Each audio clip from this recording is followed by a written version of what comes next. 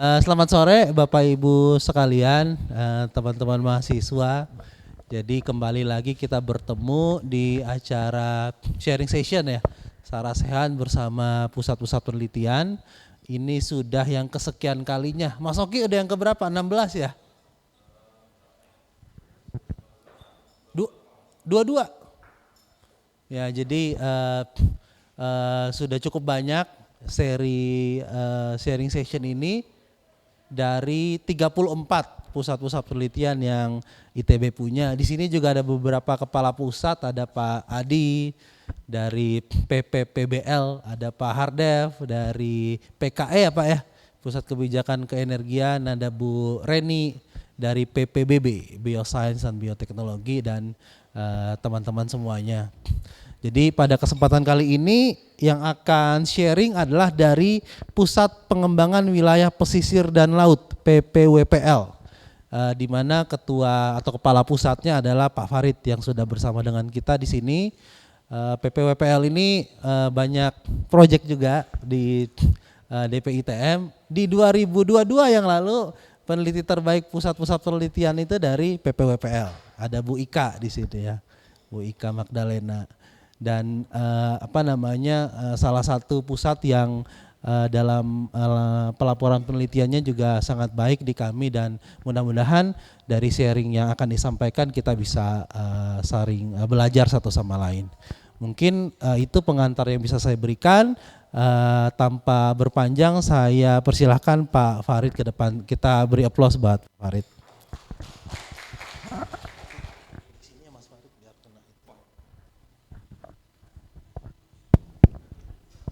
Baik, selamat sore Bapak Ibu semua. Assalamualaikum warahmatullahi wabarakatuh.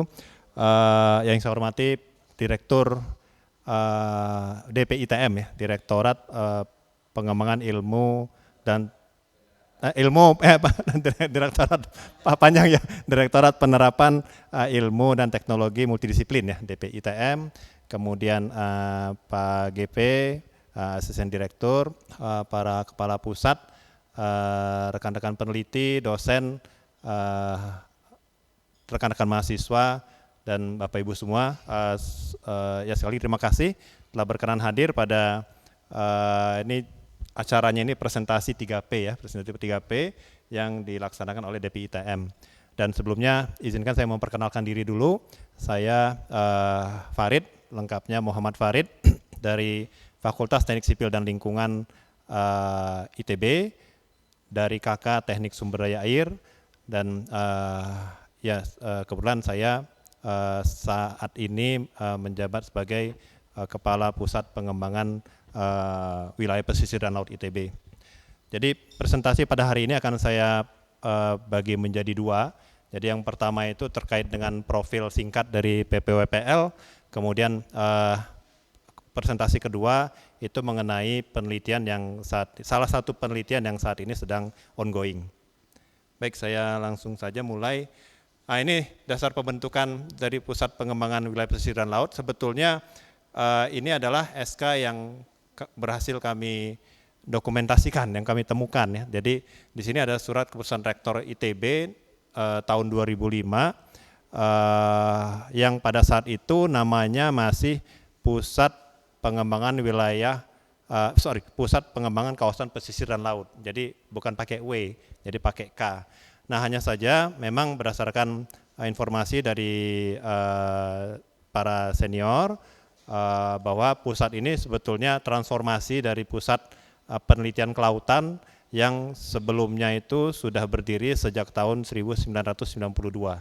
Nah, dalam perjalanannya tahun 2005 bertransformasi menjadi pusat ya, bukan pusat penelitian, jadi Pusat Pengembangan Kawasan Pesisir dan Laut. Jadi ini dokumen yang terakhir yang kami temukan, asal muasal dari PPWPL ini. Nah, kemudian mungkin ini seperti yang sudah diketahui semua bahwa untuk pusat dan pusat penelitian berada di bawah Wakil Rektor Bidang Riset dan Inovasi, dan juga jalur koordinasinya melalui DPITM ITB. Nah, mungkin ini saya sekilas saja untuk memperkenalkan visi dan misi pusat ya, karena memang biasanya kebanyakan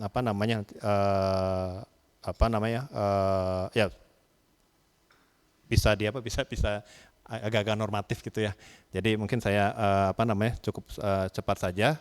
Nah, jadi intinya bahwa Pusat Pengambilan Pesisir dan Laut ini visinya itu menjadi pusat pesisir dan laut yang unggul ya, dengan pendekatan sains dan teknologi yang mampu menjawab permasalahan pesisir dan laut di Indonesia dan juga secara global di dunia begitu. Nah, kemudian ya ini misi-misinya berkontribusi dalam penyusunan kebijakan, bersinergi dengan pusat dan kelompok keahlian yang ada di ITB, kemudian berkontribusi pada asosiasi keahlian, kemudian berkontribusi dalam pemberdayaan masyarakat pesisir dan pulau-pulau kecil, kemudian berkontribusi sebagai clearing house bagi permasalahan pesisir dan laut, dan juga berkontribusi dalam diseminasi informasi pesisir dan laut nasional. Nah, ini sekilas mengenai arah dari penelitian di Pusat Pengembangan Wilayah Pesisir dan Laut. Ini sebetulnya masih saat ini sedang kami dalam proses gitu ya untuk menuju roadmap yang nantinya ya kita akan mentransformasi juga Pusat Pengembangan Pesisir dan Laut ini. Nanti akan kami sampaikan juga usulan rencana ke depannya ya dari struktur organisasinya, tapi paling tidak untuk saat ini masih mengacu ke yang sudah ada saat ini, yaitu pengkajian dinamika karakteristik pesisir dan laut, pengembangan lanjut infrastruktur, kemudian penelitian kebencanaan, dan juga penerapan IPTEX bagi pengelolaan kawasan pesisir dan laut. Nah, ini adalah susunan pengurus, mohon maaf Pak Taufan dan Pak GP, kami ambilkan dari yang tahun 2019, tapi sampai saat ini sementara kami masih mengacu ke sini, jadi kami cukup sederhana ya untuk susunan organisasinya, ada kepala pusat, ada wakil kepala pusat, ada sekretaris Bu Ika Magdalena, kemudian ada koordinator penelitian, dan juga ada koordinator bidang pengabdian kepada masyarakat. Jadi kami mencoba memblend tiga fakultas ya yang ada di pusat pengembangan wilayah pesisir dan laut ini, dari FTSL, FMIPA, dan FITB.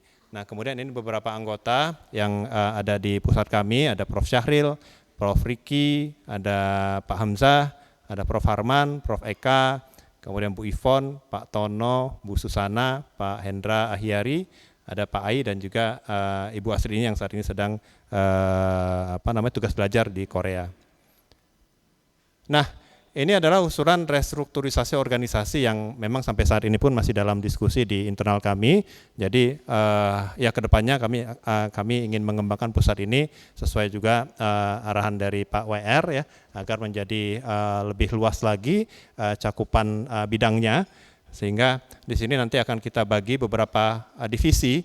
Jadi ada divisi teknologi maritim, ada divisi penataan wilayah pesisir, ada divisi oseanografi operasional, ada perubahan iklim, dan juga sumber daya maritim. Di bawahnya juga ada subdivisinya, ada pelabuhan, konversi energi laut, struktur lepas pantai, kemudian di bawah oseanografi operasional ada pemodelan dan prediksi, remote sensing, survei dan analisis data. Di bawah divisi sumber daya maritim ada Hayati dan Nirhayati. Jadi dengan adanya nanti pengembangan ataupun usulan restrukturisasi ini, tentunya dari tiga fakultas yang sudah ada sekarang, FITB, FTSL, dan juga FMIPA, akan pusat ini juga akan membutuhkan lebih banyak lagi multidisiplin, seperti dari SITH, kemudian juga dari SAPPK, dan tidak menutup kemungkinan dari fakultas dan sekolah lainnya. Nah, ini mungkin saya skip saja, ini breakdown dari masing-masing divisi tadi, divisi teknologi maritim, kemudian divisi penataan wilayah pesisir, kemudian divisi oseanografi operasional, perubahan iklim, sumber daya maritim. Nah, ini tadi bidang kajian ya, bidang kajian kami di Pusat Pengembangan Wilayah Pesisir dan Laut.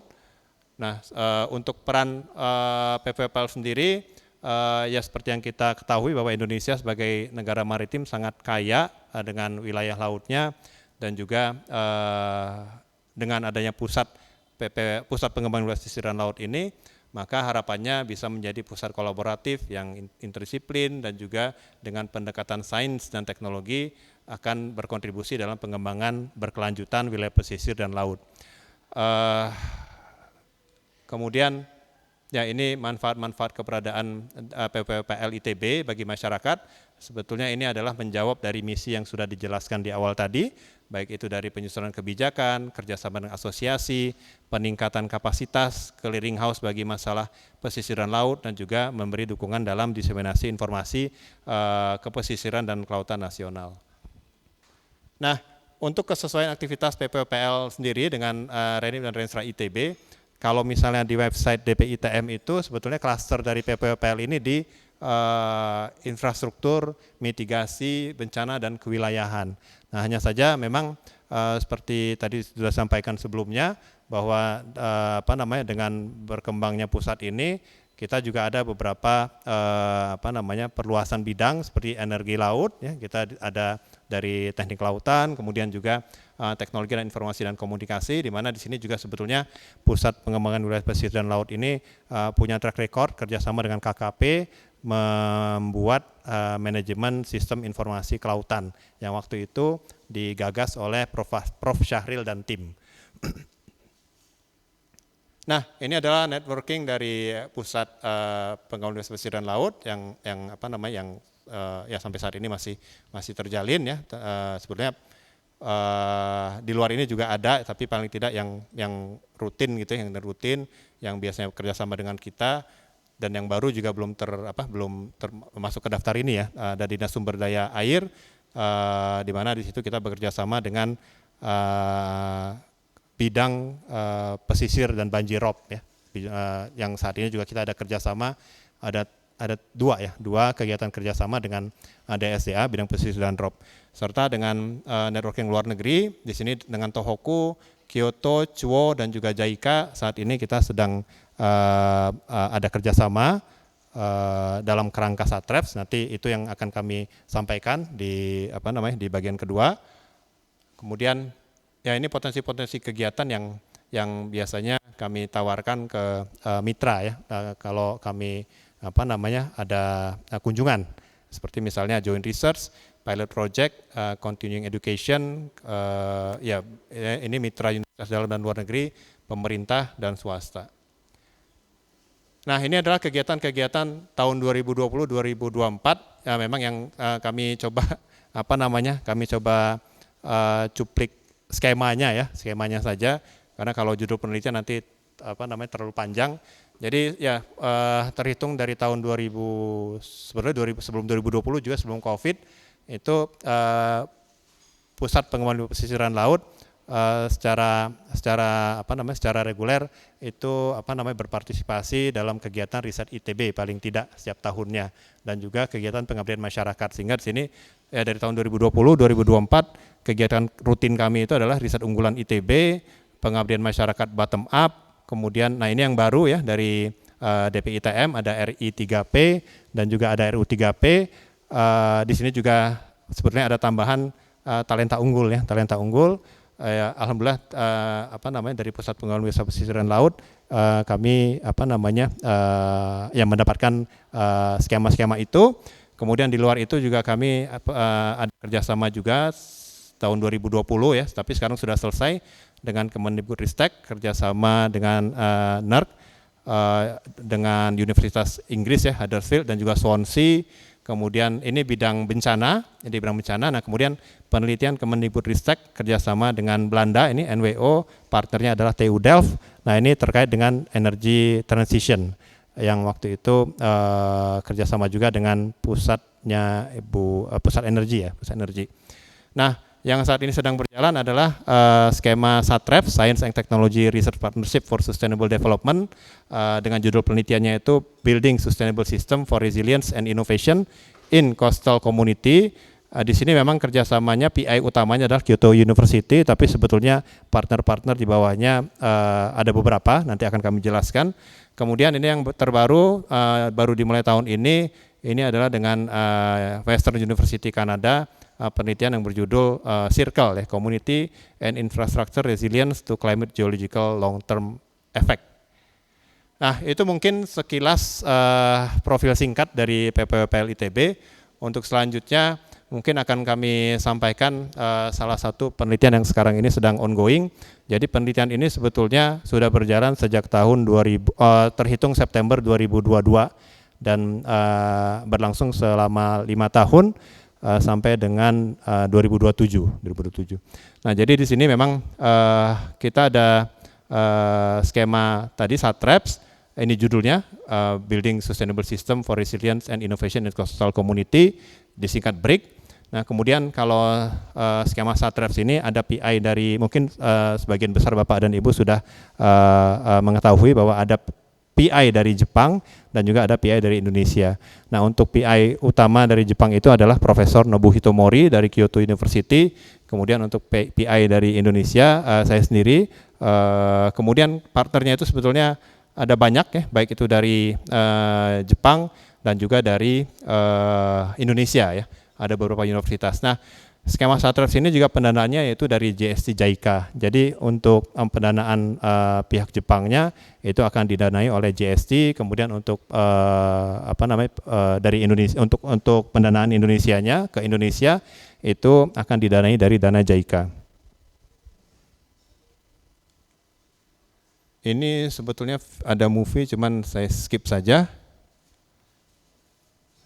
Nah, ya terkait dengan penelitian kami ini BRIC ya, Building Resilience in Coastal Community, ya sebetulnya latar belakangnya adalah ya banyaknya bencana pesisir yang ada di Indonesia, tentunya bencana yang skala besar gitu, skala besar dari sebetulnya dari tahun 2002, yang terrecord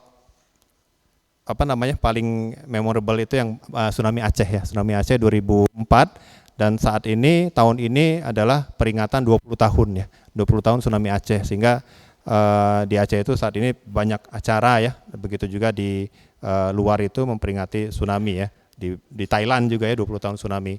Nah, kemudian sebetulnya tsunami sebelum Aceh itu ada beberapa ya, hanya saja memang yang yang menyadarkan kita akan bencana tsunami itu memang tsunami Aceh. Sehingga dari situlah sebetulnya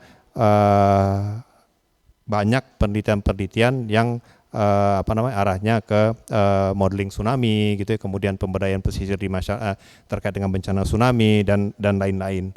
Nah, ini ada diikuti juga Pangandaran, kalau Bapak Ibu masih ingat 2006, kemudian tsunami Palu, kemudian juga ada yang anak Krakatau itu ya, yang Krakatau.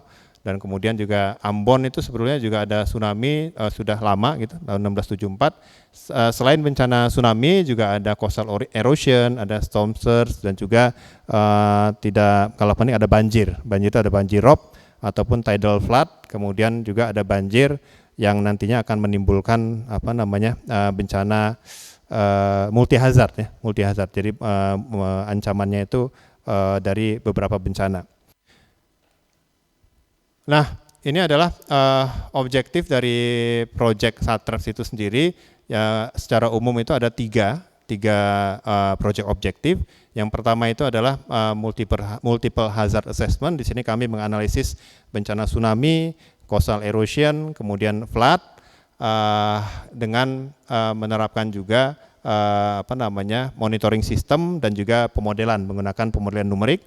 Dan juga yang nomor 2 ini adalah mengupdate coastal protection metode proteksi pantai yang menggunakan ECO-DRR, Eco Disaster Risk Reduction, atau di sini biasa nama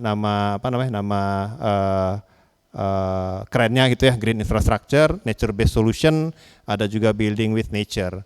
Nah, nanti arahnya sebetulnya updating coastal protection and function methodology ini bagaimana kita mengcombine green and grey infrastructure, karena setelah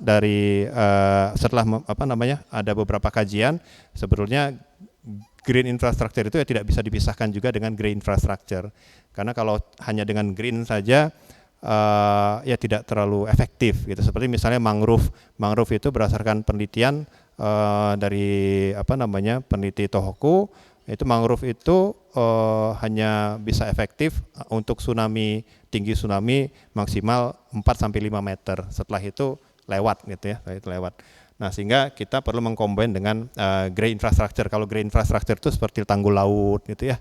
Kemudian ya misalnya ada breakwater ya yang dicombine dengan bambu dan sebagainya. Nah, kemudian yang nomor 3 adalah mengembangkan platform yang terintegrasi. Sebetulnya ini lebih ke penerapan di masyarakat. Nah, harapannya nanti 5-10 tahun ke depan kita bisa menciptakan lingkungan masyarakat pesisir yang harmonis dengan lingkungan gitu ya. Nah, ini adalah project members-nya. Jadi project members-nya ini penelitiannya kita bagi menjadi 4 working package.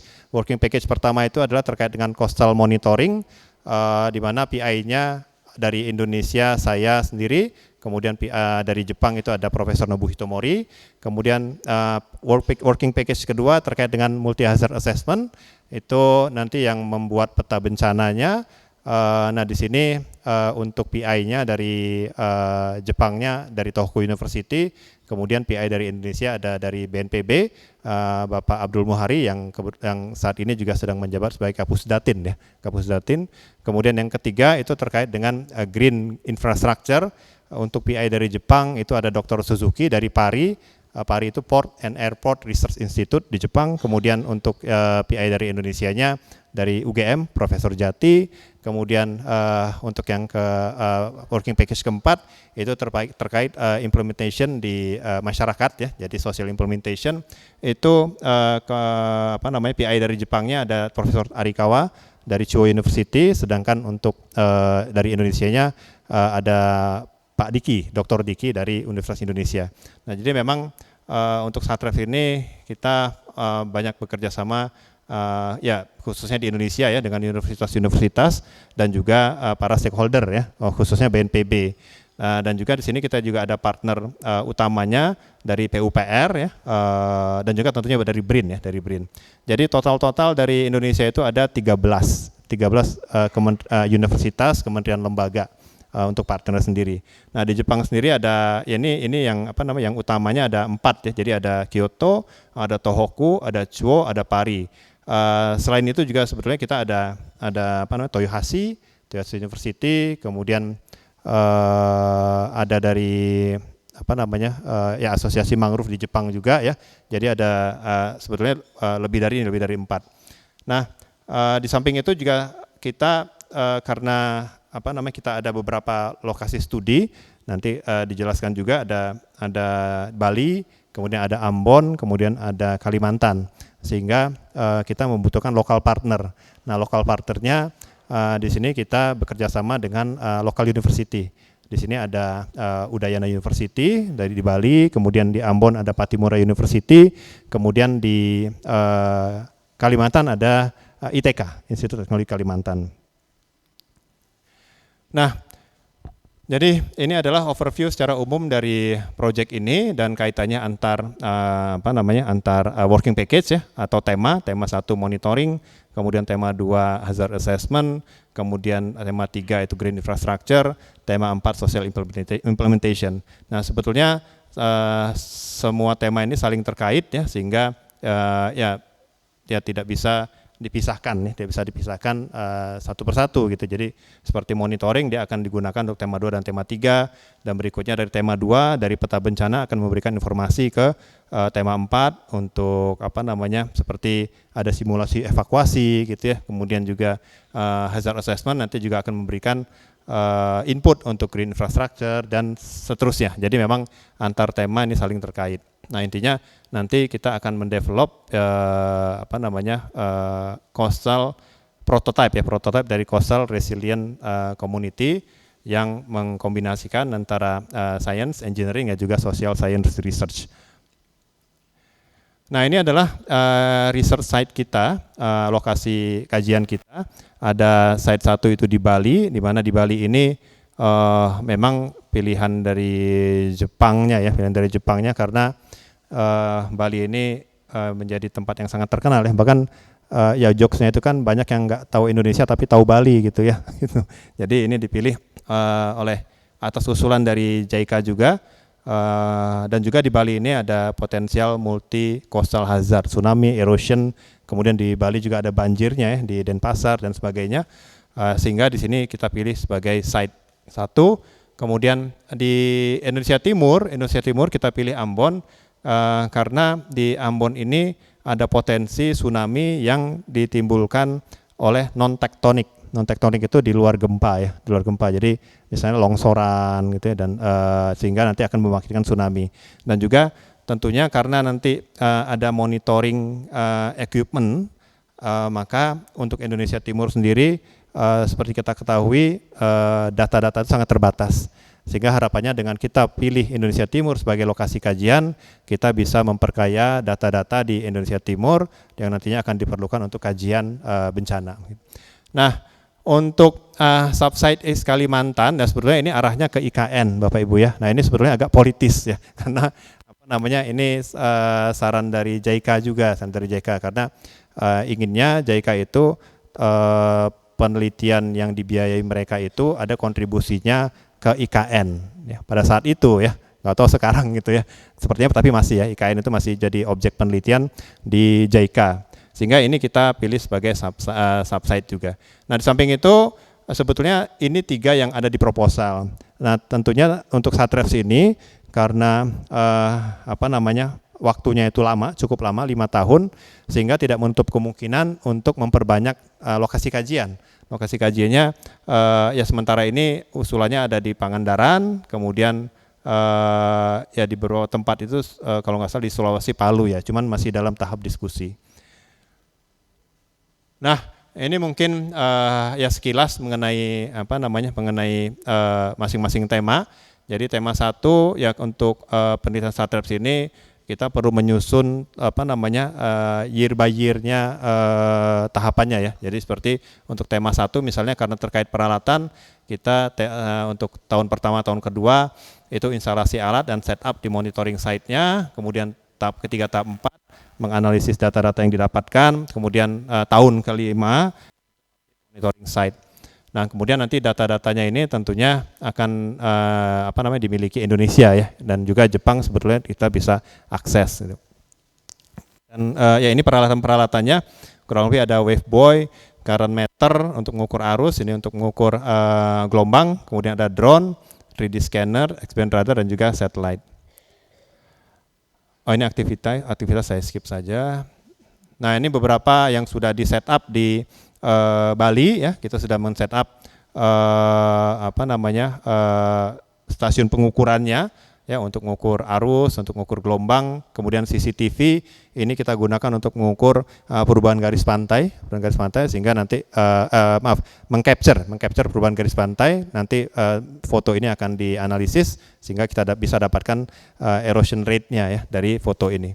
Dan kita juga membuat server di Bali. Ini lokasinya sebetulnya di di Bali Buleleng ya. Ada kantor PUPR di sana, ada Balai Teknik Pantai.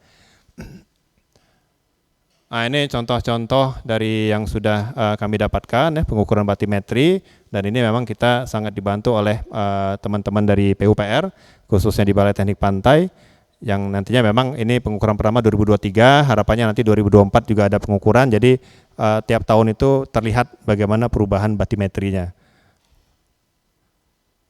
Nah, ini kira-kira CCTV ya, kemudian hasil batimetri, dan ini kita menganalisis perubahan batimetrinya dari bulan ke bulan ya, Juli, Oktober, November tahun 2023. Nah, ini CCTV image analisisnya, saya skip saja. Nah, di sini juga kita pasang CCTV ya di Kuta. Jadi kita ada beberapa tempat, memang tempat utamanya yang ada stasiun pengukurannya di Balai Teknik Pantai di Buleleng, tapi di bawah juga kita pasang beberapa CCTV khususnya di daerah sini yang menurut Balai Teknik Pantai erosion rate-nya ini cukup signifikan. Nah, ini juga kita coba melepas buoy ya untuk untuk mengukur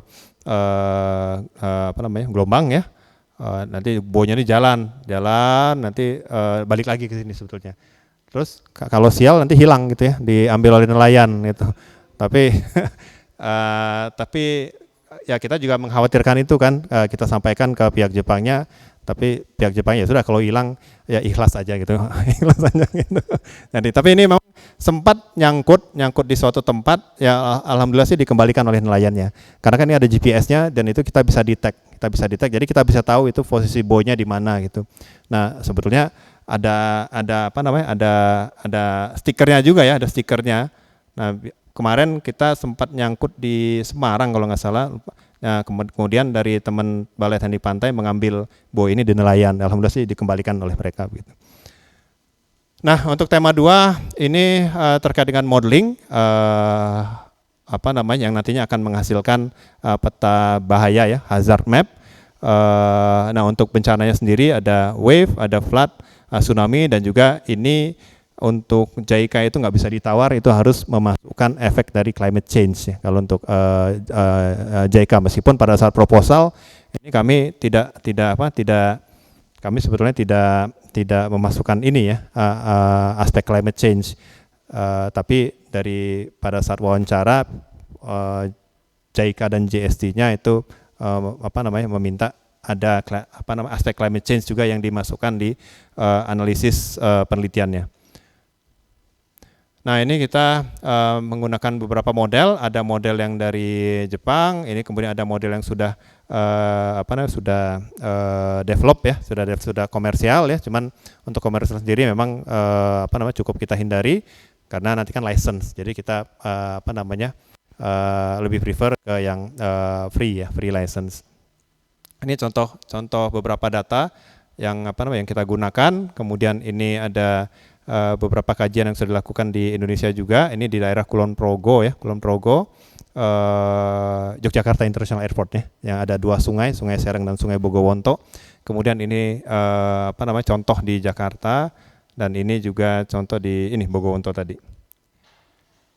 Nah ini beberapa wave simulation, ini menggunakan model yang ada yang sudah ada ya, Wave Watch. Kemudian nanti inputnya ini sebetulnya dari hasil tema 1 tadi kita gunakan sebagai input untuk pemodelan, sehingga kita akan menghasilkan tinggi gelombang di wilayah kajian kita. Nah ini untuk tsunami simulation. Nah ini memang kita coba simulasikan di Jawa ya dan Bali dengan beberapa skenario. Nanti dari skenario ini kemudian akan kita dapatkan peta bahaya tsunami berupa tinggi tsunami dan rambatannya sampai sejauh apa. Nah kemudian dari bencana, kemudian tsunami, banjir, itu kita analisis dengan kerangka multi hazard assessment. Dan untuk SATRES ini sendiri memang diminta ada kontribusi ke implementing agency atau stakeholder. Nah dalam hal ini dari hasil hazard map-nya ini kami sudah berkoordinasi juga dengan BNPB, Badan Nasional Penanggulangan Bencana, untuk memasukkan hasil dari penelitian ini ke national platform untuk bencana. Kalau Bapak Ibu browsing itu ada platform Inaris ya Bapak Ibu. Inaris itu adalah platform nasional kita yang yang berisi informasi mengenai semua bencana di seluruh Indonesia. Gitu. Nah, di sini kami sudah berkoordinasi dengan BNPB agar nanti hasil kami ini bisa dimasukkan ke platform tersebut dan bisa mengupdate data-data yang ada di platform tersebut. Ini namanya ya, Inaris. Nah, ini contohnya kita sudah coba update gitu ya, di Bali ya, di Bali ini. Nah, kemudian yang ketiga itu terkait dengan nature based solution. Sebetulnya nanti di sini akan ada dua metode. Metode pertama itu menggunakan numerical modeling. Kemudian metode pertama numerical modeling, metode kedua itu adalah eksperimen. Eksperimennya ini ada yang dilakukan di Jepang dan juga ada yang dilakukan di Indonesia. Di Indonesia kita bekerja sama dengan laboratorium BRIN, dan ya sudah ada paper yang terbit juga. Ini Ibu Ika yang ikut mengawal ya di BRIN ya, di Jogja ya. di Jogja waktu itu. Jadi kita sudah sudah melakukan hydraulic eksperimennya. Kemudian ya sebetulnya outputnya itu adalah mengoptimalkan desain dari green and gray infrastructure ya untuk coastal protection. Dan di sini juga nanti dari JICA-nya sendiri, dari JSC-nya sendiri minta, karena kebetulan mereka juga ada beberapa project coastal protection, mereka meminta dari hasil tema 3 ini atau working package 3 ini bisa menghasilkan guideline modul teknis, semacam modul teknis ya bagaimana mengkombinasikan green and gray infrastructure. Nah, ini tadi ya beberapa numerical modeling ya terkait dengan efek dari green infrastructure khususnya mangrove. Nah, ini menggunakan pengambilan gambar menggunakan 3D scanner gitu. Ya, ini contoh modelingnya, hasil modelingnya untuk untuk yang dilakukan di tema 3. Nah, kemudian nanti untuk tema 4 ini adalah bagaimana kita mengimplementasikan apa yang sudah didapatkan tema 1, tema 2, tema 3 di masyarakat. Jadi di sini kita akan mengkombinasikan juga teknologi ya. Di sini kita menggunakan VR ya, VR. Jadi menggunakan VR itu nanti si masyarakat atau orangnya itu bisa melihat tuh, oh ada tsunami gitu, terus kemudian mereka harus kemana gitu ya. Dan itu sudah didemokan di pada bulan Mei di World Water Forum di Bali 2024. Nah, jadi di sini memang mencakup 3 aspek juga. Jadi ada environmental education, ecotourism, kemudian preparation dan juga vulnerability. Ini aspek-aspek yang diperlukan untuk tema 4. Nah, kemudian di sini juga dari tema 4 mencoba mendevelop vulnerability index ya. Jadi indeks kerentanan dari bencana di suatu lokasi. Kemudian ini disaster education menggunakan virtual VR ya dan AR. Nah, di sini kita ada demo pada saat itu di World Water Forum ya, di stand-nya JICA. Nah, ini contoh yang ada di VR-nya itu seperti ini nanti. Nanti ada ada seperti ada demonya di sini ya, demo tsunami-nya begitu. Enggak jalan. Berat ya kayaknya. Bisa di next nggak Mas? Di next aja. Oke, ini karena sudah terlalu lama saya singkat aja. Next. Nggak bisa ya? Berat. Bisa Mas Oki? Hah? Mas Oki, please. Kenapa? Ngeheng ya? Ya, ini sebetulnya sudah mendekati akhir dari presentasi Bapak Ibu. Untuk mempersingkat waktu, jadi sampai saat ini kita sudah berjalan di akhir tahun kedua. Di akhir tahun kedua, sehingga kita sebetulnya masih punya 3 tahun lagi. 3 tahun lagi untuk menyelesaikan proyek SATREVS ini ya, proyek SATREVS ini. Nah, memang banyak banyak tantangan gitu ya untuk proyek SATREVS ini. Ya karena kita bekerja sama dengan banyak partner ya, banyak mitra. Wah, ngehangnya di sini ya. Langsung aja ke slide 51. Nah, ini ya, ada tsunami-nya. Jadi karena ada ininya, ada animasinya, ada animasi. Jadi cukup berat, atau skip aja gitu. Langsung slide 51 aja Mas. Nah ini ya. Nah, ini juga kita melakukan survei dari mangrove yang ada di Bali gitu ya. Mengukur tingginya juga, mengukur mewawancara orang-orang yang ada di sini. Ini alat-alat yang ada gitu. Ini saya skip aja, ini beberapa capacity ini publication.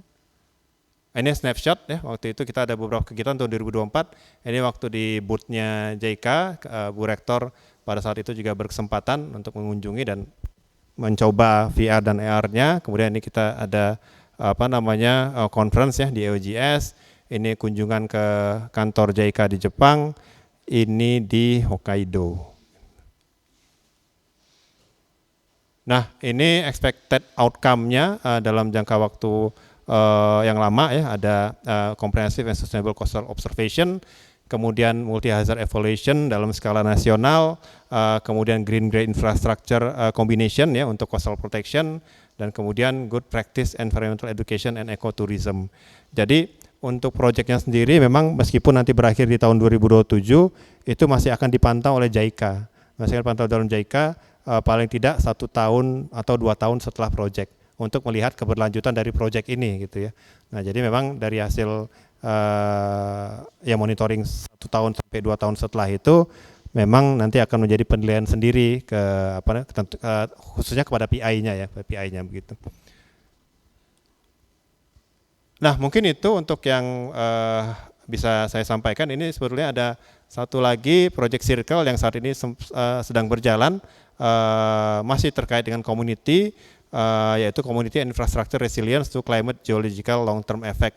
Nah ini memang dananya dari New Frontiers in Research Fund, tidak sebesar SATREPS sebetulnya. Kalau SATREPS itu dananya ya cukup besar, hanya saja memang dananya itu nggak di kita, dananya itu di Jepang. Jadi di kitanya itu di Indonesianya itu hanya dapat misalnya peralatan, kemudian capacity building, seminar, dan itu pun untuk perjalanan di Indonesia sendiri tidak dibiayai gitu. Yang dibiayai itu adalah perjalanan ke luar negeri dan juga training di luar negeri. Nah sehingga untuk Satrep sendiri memang ada beberapa capacity building dan juga mengirim mahasiswa S3 ke Jepang ya. Saat ini sudah ada 2 mahasiswa ITB yang sedang studi di Jepang dengan bantuan Satreps. Ya harapannya nanti tahun-tahun ke depan tiap tahun kita bisa mengirimkan mahasiswa. Sebenarnya tidak hanya ITB ya, dari partner yang lainnya juga bisa. Hanya saja kemarin diseleksi dulu dan yang terseleksi dari ITB gitu ya. Memang sebenarnya ITB yang paling bagus tuh hasil seleksinya gitu. Nah ini untuk circle ini sendiri juga sama sebetulnya, tapi ini memang uangnya masuk ke kita gitu ya. Jadi bisa dibuatkan oleh Pak GP kode filenya. Kalau Satret kata Pak GP nggak bisa karena uangnya nggak masuk gitu ya. Nah kalau circle ini bisa gitu ya. Nah di sini kerjasama dengan beberapa universitas juga, ada dari Italia, dari Kanada ya, kemudian dari UCL, kemudian juga ada dari PUPR dan juga tentunya ITB ya. Nah ini ya kurang lebih gambaran umum terkait dengan working package yang ada di circle ini ya. Jadi ada cascading multi hazard scenarios, kemudian ada infrastructure resilience, kemudian ada social resilience dengan tipe hazardnya ada earthquake, tsunami, storm, sea level rise, flood. Nah di sini sebenarnya mereka ingin membandingkan pengalaman dari 3 negara. Ada Italia, ada Kanada, satu lagi Indonesia. Sehingga memang cukup bervariasi juga peneliti-penelitinya. Mungkin itu Bapak Ibu yang bisa kami sampaikan, kurang lebihnya saya mohon maaf, terima kasih. Saya kembalikan ke Pak GP. Kita beri tepuk tangan untuk Pak Farid. Jadi dana circle-nya kapan masuk? Jadi baik Bapak Ibu, presentasi yang sangat menarik. Tadi kalau saya coba sarikan keywordnya resilience ya Pak Farid ya. Dan betul juga tahun ini tuh 20 tahun bencana tsunami ya, 26 Desember waktu itu, sehari setelah Natal. Dan banyak hal yang bisa kita pelajari bagaimana membuat resiliensi dalam komunitas. Mangga silahkan Bapak Ibu, teman-teman mahasiswa semuanya jika ada yang ingin kita diskusikan. Pak Hardev silahkan. Tolong itu.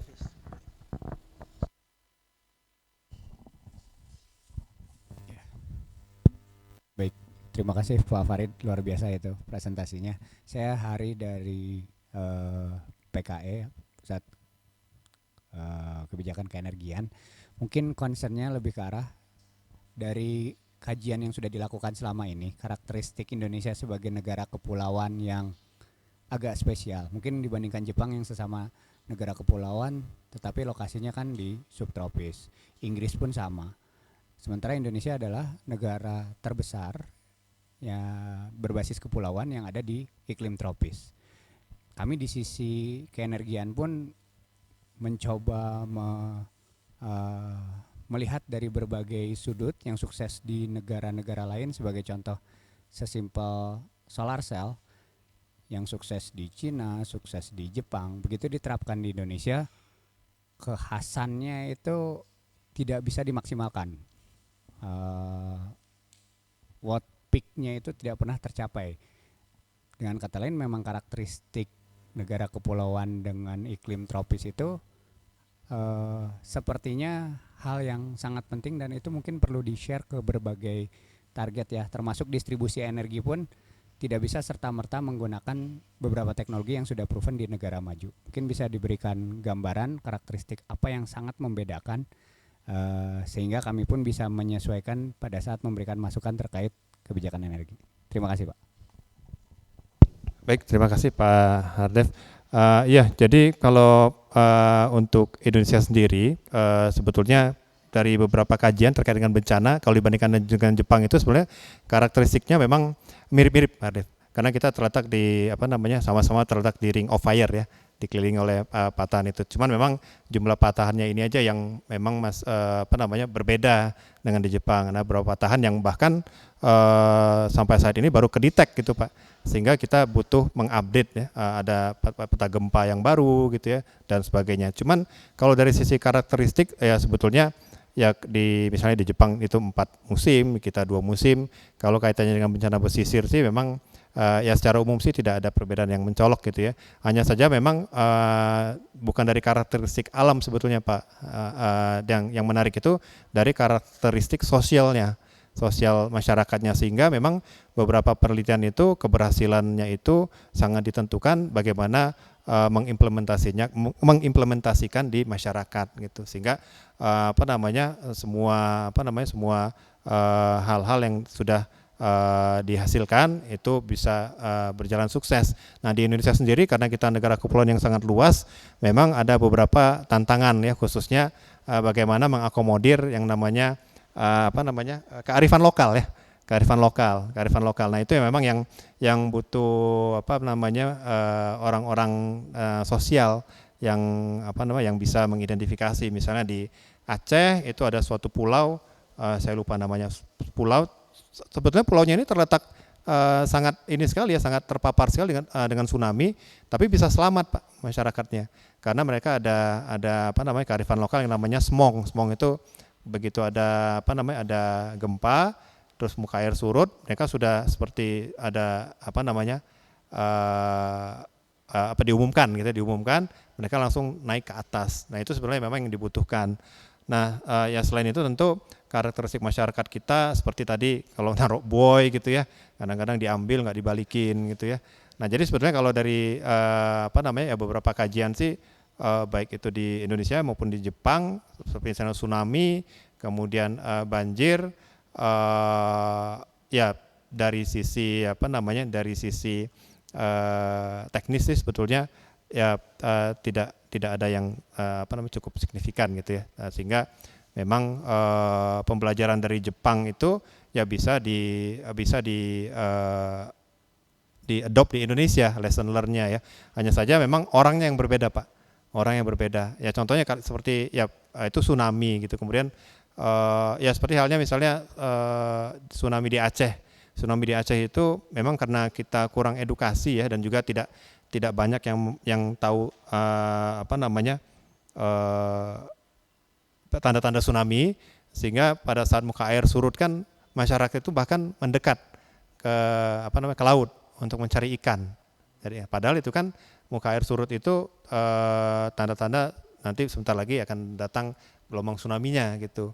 Nah, itu yang hal-hal yang perlu dipahamkan di masyarakat, sehingga edukasi bencana sekarang ini memang sedang digalakkan gitu ya oleh BNPB ataupun oleh BPBD setempat gitu Pak Arif. Kalau ya tadi ya seperti yang maupun baik itu yang SATREPS ataupun Circle, itu pasti ada working package yang mengkaji terkait dengan sosialnya. Nah, jadi itu yang tidak bisa dilepaskan. Itu mungkin Pak. Ya, Pak Tovan. Jadi yang membedakan karakteristik masyarakat sebenarnya. Itu yang dinyasar di Semarang, terus bisa diambil harus bayar dulu nggak? Pesan PU-nya.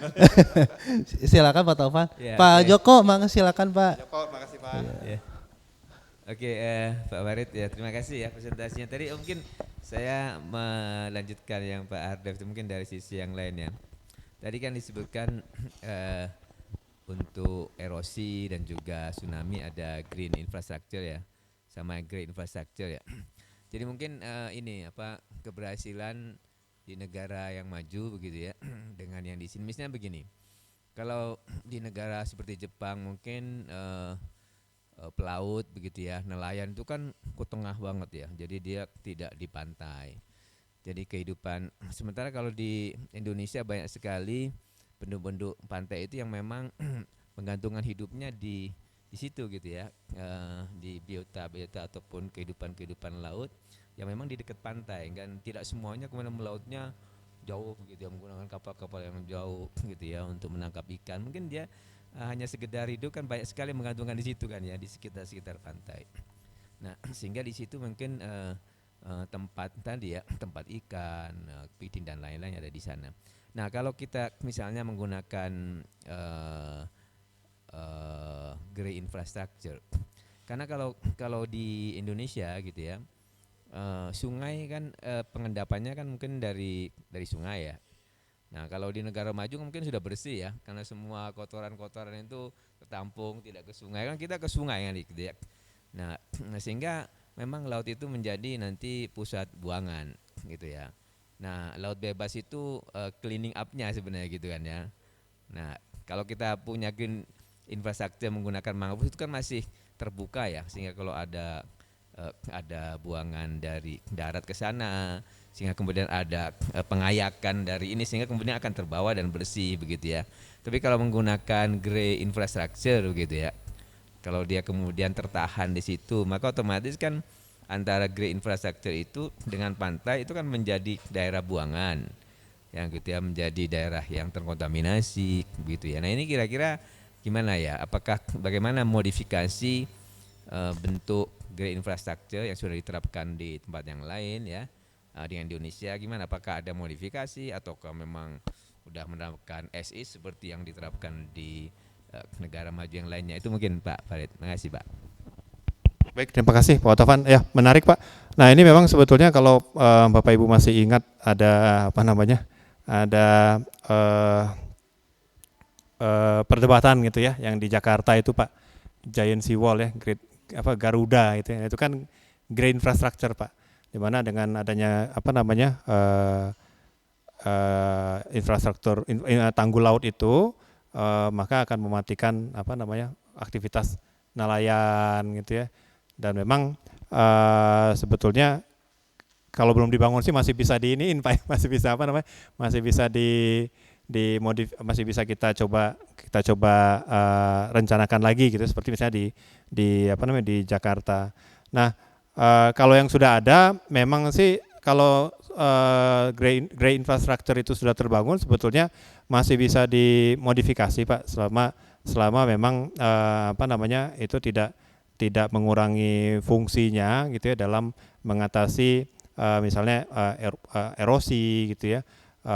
Cuman memang untuk modifikasinya ya perlu kajian lebih lanjut, dan biasanya sih untuk menghindari modifikasi di hilirnya itu ya apa namanya klasiknya itu adalah mengurangi dari hulu Pak, biasanya gitu. Nah oleh karena itu memang sekarang ini seperti misalnya permasalahan di Bali itu apa namanya plastik Pak ya, plastik gitu ya, plastik yang sangat banyak.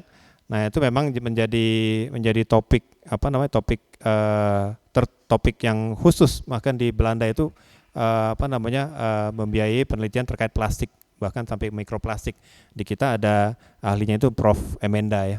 Tapi kalau modifikasi yang di hilir itu sebenarnya memungkinkan Pak, selama tadi Pak tidak mengurangi fungsi awalnya gitu Pak ya.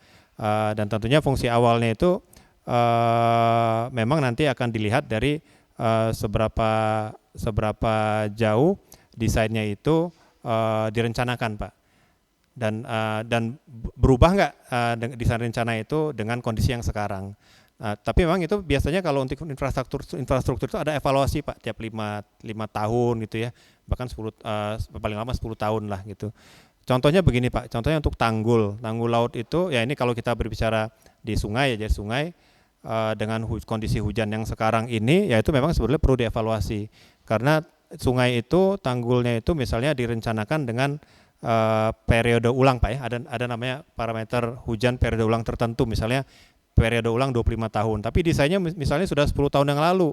Nah, curah hujan periode ulang 25 tahun 10 tahun yang lalu dengan yang sekarang itu sebetulnya sudah berbeda Pak. Misalnya yang dulu dia 200 mm, yang sekarang mungkin sudah sampai 250 mm, sehingga memang banyak kegagalan infrastruktur jadi hilir juga, itu akibat memang perlunya evaluasi lebih lanjut Pak tiap rutinnya. Tapi modifikasi itu bisa Pak. Ya, itu mungkin Pak Taufan. Pak Taufan ada. Baik, silakan Bapak Ibu yang lain. Bu Reni biasanya. Silakan Bu. Ya.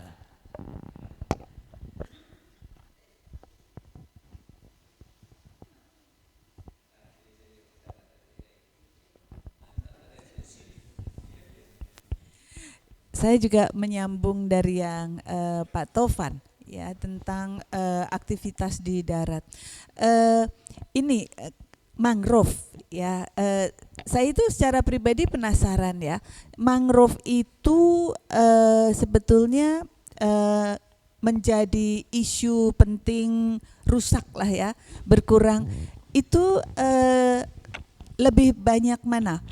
Faktor karena manusianya yang menggunakan atau memanfaatkan atau mengelola laut, atau memang kualitas air tanah yang ada di laut itu berubah, termasuk iklim di sini ya, sehingga tanaman mangrove yang tidak mengalami terlalu banyak adaptasi ya kan, kalau di daratan itu kan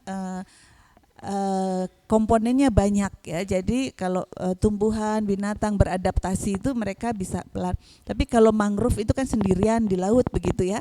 Nah, apakah jadi karena diperlukan sehingga saya dengar katanya akan ada research center khusus untuk mangrove yang akan jadi terkeren gitu ya, sampai segitunya gitu ya, hanya untuk ngurus mangrove gitu ya. Untuk jadi sebetulnya pendekatannya itu sekarang ini ke arahnya kemana ya, jadi mangrove itu. Terus itu yang pertama.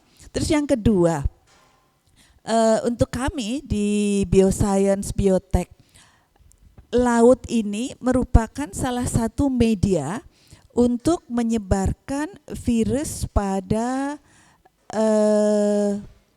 hewan laut. Seperti misalnya udang aja ya, tambak udang atau yang itu, kalau misalnya di Teluk Jakarta itu terserang virus, itu nanti nggak lama gitu merembet ke Semarang, kemudian merembet ke Surabaya sampai ke ini. Jadi buat saya ini amazing sekali ya, bagaimana laut ini bisa menjadi media yang efektif, terutama kalau yang positif nggak apa-apa, tapi kalau kita bicara penyakit seperti tadi dijelaskan ada multi hazard gitu ya.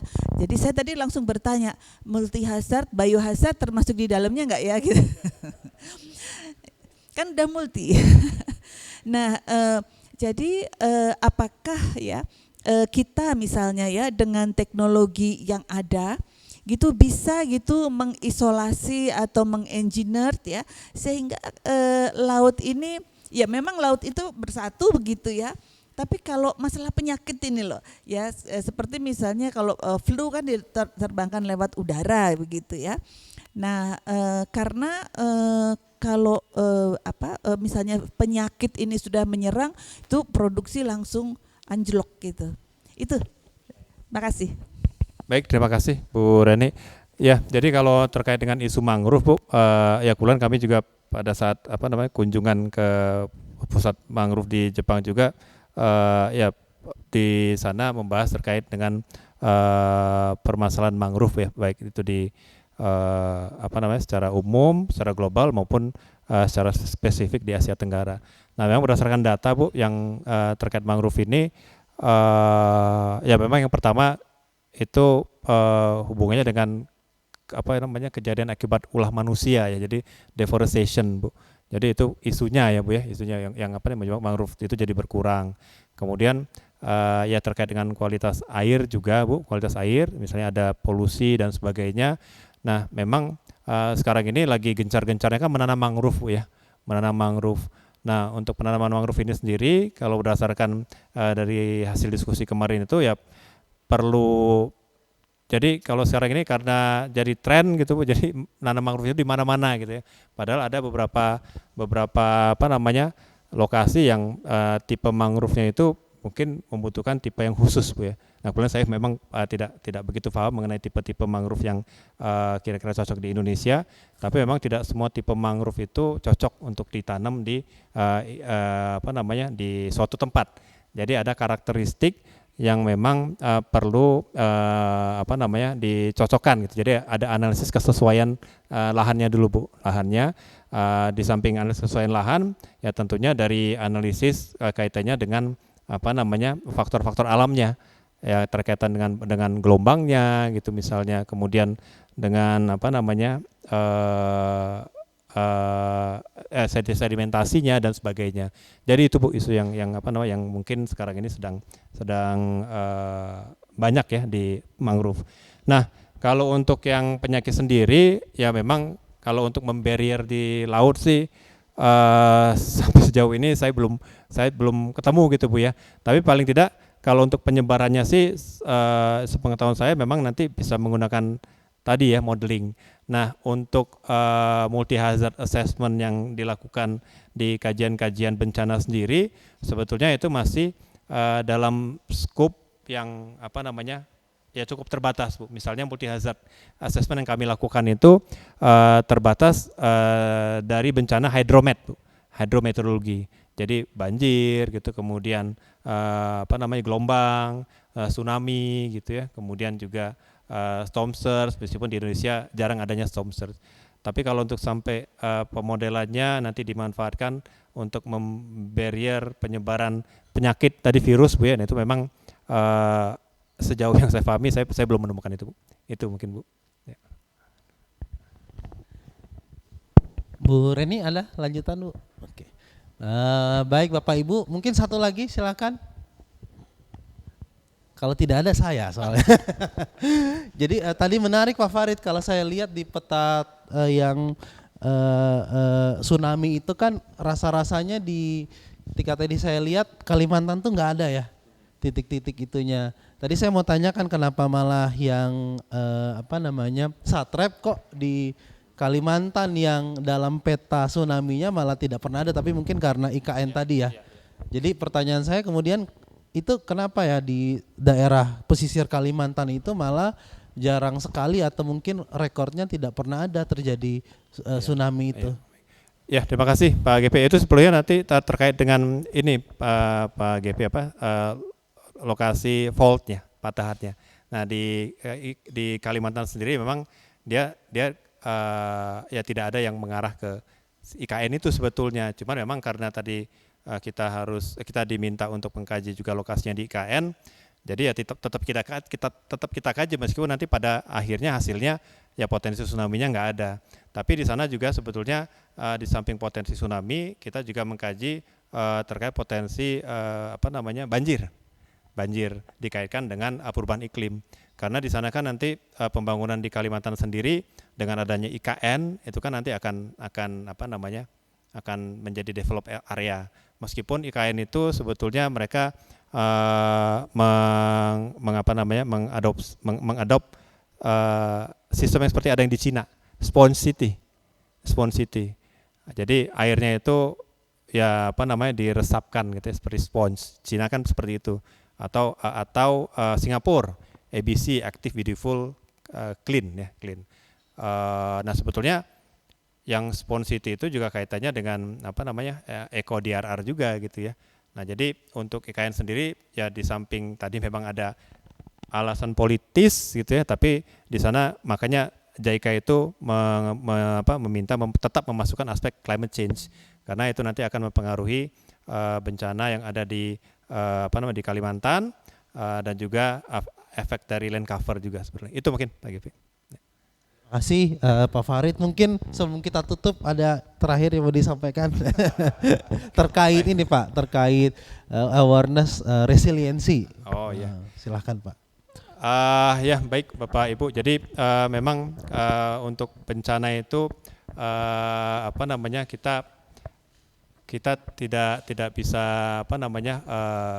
abai gitu ya, karena bencana itu bisa terjadi kapan saja dan di mana saja gitu. Seperti halnya awareness yang sebetulnya sempat juga pada saat kami kuliah di Jepang, itu ada Profesor Imamura, Profesor Tohoku mengingatkan bahwa meskipun di Jepang ini sistemnya sudah aman gitu ya, dianggap aman gitu ya dibandingkan dengan negara-negara lain, tapi harus tetap waspada. Tapi ternyata memang nggak berapa lama kejadian tahun 2011 itu.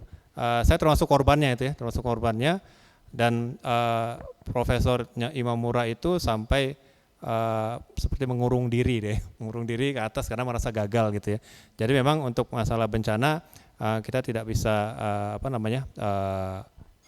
mengabaikan karena bisa terjadi di mana saja dan kapan saja, seperti halnya di Jepang gitu. Dan di Indonesia sendiri pelajaran dari yang Krakatau itu juga ya, yang Krakatau, kemudian dari Sulawesi, di mana sempat ada warning, kemudian warningnya dibatalkan, ternyata ada likuifaksi. Dan sebetulnya likuifaksi itu sudah ada kajiannya sebelumnya gitu, sehingga memang untuk bencana sendiri ya tetap harus siaga, waspada, dan tidak boleh abai gitu ya, karena memang banyak lesson learn gitu. Seperti halnya di Palu itu sebenarnya sudah ada peta likuifaksi dan itu memang sepertinya tidak dipakai, sehingga sekarang ini memang banyak kajian-kajian dan juga perencanaan-perencanaan yang risk informed based, jadi berdasarkan informasi bencana. Itu mungkin Pak GP. Terima kasih Bapak Ibu, kurang lebihnya saya mohon maaf. Kita beri tepuk tangan buat Pak Farid dan PPWPL atas sharing yang luar biasa. Bapak Ibu tidak lupa terus mengingatkan bahwa nanti kita per 2 minggu sekali ada sharing session bersama pusat-pusat penelitian sambil kita snack sore bersama. Dan nanti yang akan datang kita akan umumkan kemudian, dan ini akan terus berlanjut sampai tahun depan mudah-mudahan, karena kita punya 34 pusat penelitian kali 2 per 2 minggu ya, lebih dari setahun kalender ya. Ya, terima kasih sekali buat Bapak Ibu semuanya. Kita sampai bertemu di sharing session yang akan datang. Wabillahi taufiq wal hidayah. Assalamualaikum warahmatullahi wabarakatuh.